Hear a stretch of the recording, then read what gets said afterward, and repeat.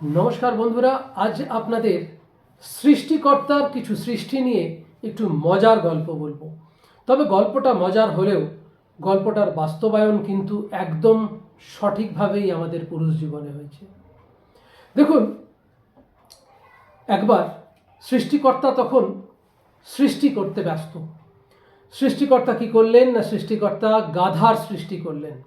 গাধাকে বললেন যে তুমি সকাল থেকে রাত পর্যন্ত সারাদিন পিঠে বোঝা নিয়ে ঘুরে বেড়াবে, অত্যধিক পরিশ্রম করবে, তোমার কোনো বোধ বুদ্ধি থাকবে না, তুমি শুধুমাত্র খেটেই যাবে সারাটা জীবন। তোমার আয়ু দেওয়া হলো 50 বছর। গাধা বললেন, করজোরে বললেন যে প্রভু, আমার এরম জীবন নিয়ে আমি 50 বছর বাঁচতে চাই না, আপনি বরং আমাকে 20 বছর বাঁচতে আয়ু দিন, আমি 30 বছর চাই না। তখন সৃষ্টিকর্তা বললেন তথাস্তু। এবার তিনি সৃষ্টি করলেন কুকুর। কুকুর সৃষ্টির সময় তখন তিনি বললেন যে কুকুর, তুমি সারা জীবন প্রভুর উচ্ছিষ্ট খেয়ে বাঁচবে বা তোমার আশেপাশের মানুষের উচ্ছিষ্ট খেয়ে বাঁচবে এবং তোমার আয়ু দেওয়া হলো 30 বছর। কুকুর বললে, না, আমি না 30 বছর বাঁচতে চাই না, আপনি বরঞ্চ আমাকে 15 বছর আয়ু দিন, বাকি 15 বছর ছেড়ে দিন। সৃষ্টিকর্তা বললেন তথাস্তু। এবার তিনি বাঁদর তৈরিতে মত্ত হলেন। বাঁদর তৈরি করলেন। বাঁদরকে কি সুন্দর বললেন যে তুমি এ ডাল থেকে ও ডাল, ও ডাল থেকে সে ডাল, বিভিন্ন ডালে ডালে ঘুরে বেড়াবে এবং তুমি ফন্দি ফিকির করবে, নানান রকমের অঙ্গভঙ্গিমা করবে, সবাইকে হাসাবে। তোমার আয়ু দেওয়া হলো 20 বছর। তো বাঁদর বলল যে না প্রভু, আমার এইরকম জীবন নিয়ে আমি 20 বছর বাঁচতে চাই না, আপনি আমাকে বরঞ্চ 10 বছরের আয়ু দিন, বাকি 10 বছর আমার চাই না। এবার পুরুষ মানুষের সৃষ্টির সময় এলো। ঈশ্বর পুরুষ মানুষের সৃষ্টি করলেন এবং পুরুষ মানুষকে বললেন যে দেখো, তুমি হলে প্রাণীকুলের সর্বশ্রেষ্ঠ জীব, তোমার মাথায় অত্যধিক বুদ্ধি থাকবে, তুমি ভীষণ মানে মানে তুমি শেষ কথা, কিন্তু তোমার আয়ু হবে মাত্র 20 বছর। তখন পুরুষ মানুষ বললেন যে প্রভু, এত সুন্দর একটা জীবন দিলেন অথচ মাত্র 20 বছর দিচ্ছেন।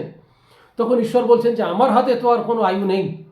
তখন পুরুষ মানুষ বললেন করজোরে, হে প্রভু, ওই যে গাধার ফেলে রাখা 30টা বছর আর কুকুরের ফেলে রাখা 15টা বছর আর ওই বাঁদরের ফেলে রাখা 10টা বছর, মানে 55টা বছর আপনি যদি আমাকে দয়া করে দেন, তাহলে আমি 75টা বছর বাঁচতে পারি।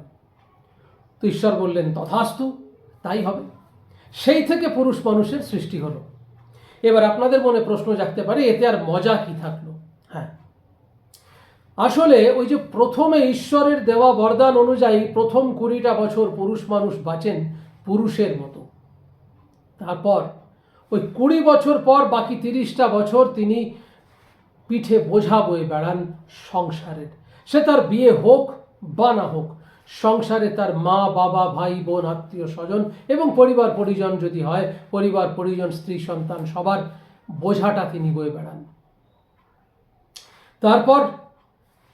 তারপরের যে 15টা বছর থাকে, সেই সময় সন্তান বড় হয়ে যায়, তখন তিনি বুড়ো হয়ে যান। তাই সন্তানের ইচ্ছে অনুসারে তাকে খেতে হয়, তার উচ্ছিষ্টটা তাকে খেতে হয়। উচ্ছিষ্ট মানে এখানে কিন্তু আমি এঁঠোর কথা বললাম না, আমি বলতে চাইলাম যে সন্তান ঠিক যেভাবে যেটা তার ইচ্ছে হবে সেটাই তিনি তখন তাকে খাওয়াবেন, কারণ অজুহাত একটাই থাকে, তোমার বয়স হচ্ছে। এবার বাকি থাকলো বাঁদরের জীবনের বাকি 10টা বছর।